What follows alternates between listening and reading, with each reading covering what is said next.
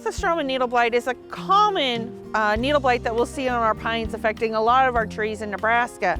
Now, Dothistroma is going to affect those older needles, but right now is the time that we're going to start looking at those fungicide treatments.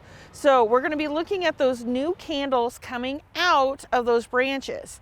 And so as we're looking at those new needles or candles emerging, we want to wait until they're about a quarter to half elongated out. And at that point in time, then we're going to make our fungicide applications if we're looking at treating this Dothistroma.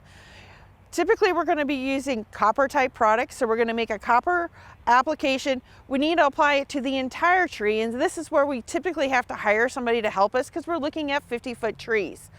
Once we have those applications down, we're going to make a second application 3 to 4 weeks. Now, if we go into spring that's really dry, one application will probably be enough. If it continues to be wet, then we need to do the 2 applications. Now, if you have an older stand of trees with lots of issues, we will be needing to make applications over multiple years to get on top of this problem. The other big trick, sanitation is huge. Make sure we're cleaning up those needles underneath, and those are all the steps that you can take to help control Dothistroma needle blight in your pine trees.